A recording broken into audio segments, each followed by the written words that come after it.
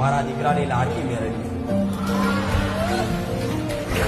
એ વખતે વાવડું ચાલ્યું, એ વખતે કોડું ચાલ્યું. એવું કીધું દીકરા આજ તું રોયો છું ને તો હું તારી મેળવી રોઈ.